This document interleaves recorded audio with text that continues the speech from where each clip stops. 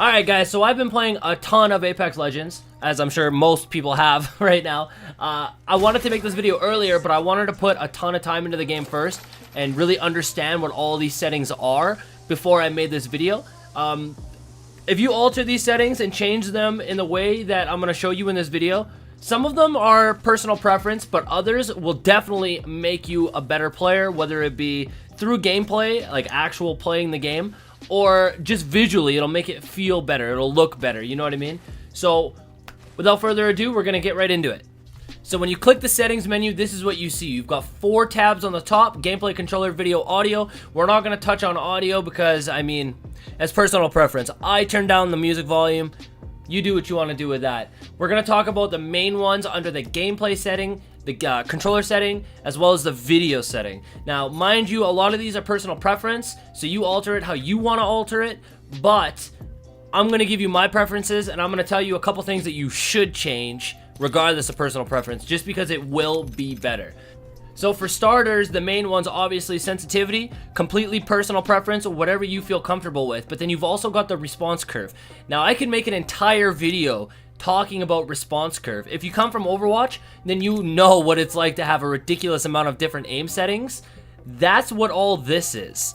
So we can go into detail about all of this, but I'm not going to waste your time, and I really do not want to go into detail about all of it because it is very complicated. So play classic. That's what I do. If you play Call of Duty, if you play other Titanfalls, basically any other first-person shooter, classic is the way to go. It is the normal for any other game ever. If you come from Overwatch, steady aim is dual zone. You'll know what that means. Linear is linear ramp. So if you want to rock with it, but that's the response curve, okay? Next, I want to briefly touch on dead zones because this one might affect a lot of you guys. So if you have a really old controller, and let's say your controller is just sitting on your desk, right? And your crosshairs are moving a tiny little bit. If it's doing that, put the dead zone to large. Or if your character's just slowly walking and you're not touching your controller, put it to large. The larger your dead zone, the less sway you're gonna have when you're moving. Default is small, so if you're not having that problem, keep it on small. But if you're having that little sway problem where you're not touching your controller and your character's moving or your crosshairs are moving, put it on large and the problem will go away. Alright guys, now this is one of the most important ones. This was a game changer for me. So under the video tab, you're going to see a setting called field of view. Now it's just as it sounds. Field of view is what you see in game. So the lower your field of view, the less you see. The higher it is, the more you see. All the gameplay that I have recorded up until this point has been on default setting, which is 70. So I'm going to show you what it looks like. Here's the difference. I'm standing in between those two barricades or targets. Now I'm going to increase the field of view, and I can see way more. Way more. So everything that I've recorded up until this point has been at the default setting of 70. Now when I switched it to the max setting, it took a little bit of getting used to, but let me tell you, it improved my gameplay immensely. Like, tenfold. It's incredible how much more you can get done. You see way more. The only thing that I have to say that you'll take a little bit in getting used to, okay? The thing that you gotta get used to the most is distances, because when your field of view is wider, your distances feel farther away. So you might think that you're out of range to somebody with a Peacekeeper, which is the shotgun, but in reality, they're a lot closer than you think, and then they bop you and you're dead. So the only thing that you kind of got to get used to is distancing. I don't know why I keep messing that up. Distancing, you got to get used to that. But other than that, I highly recommend it. Get used to it. You should definitely play on that. Now, one of the most important settings, in my opinion, is the damage numbers. By default, it is set to stacking. Now, you're going to want to change that to floating, but I'm going to show you what stacking looks like first, just so you can see. So when you shoot a target, this is just in the training arena, you can see that every single time I hit, it does 20 damage, and it stacks up.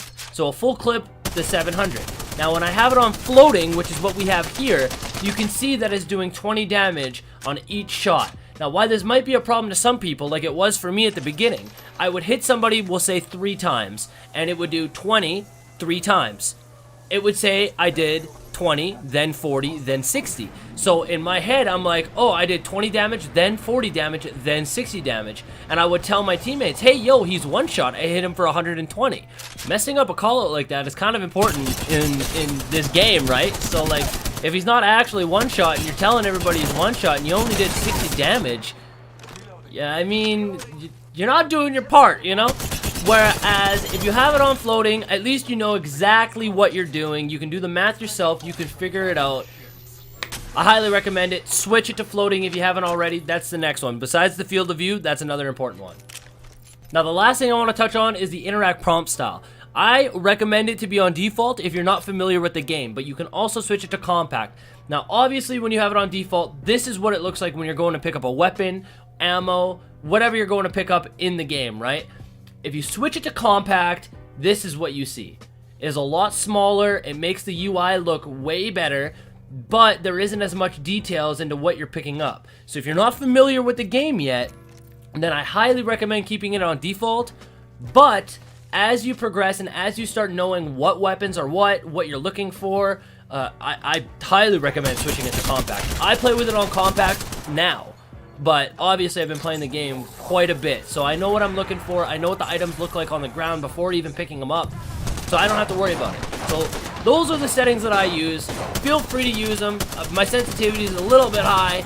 Probably going to turn it down a little bit, to be honest with you, but I hope it helped. I hope you learned a little something. Those are the most important. Obviously, there's a little bit more in there, but I don't think that there's much I can give on them. It's more personal preference. That's the most important stuff. So anyways, I hope you guys enjoyed, and I will see you guys on the next video.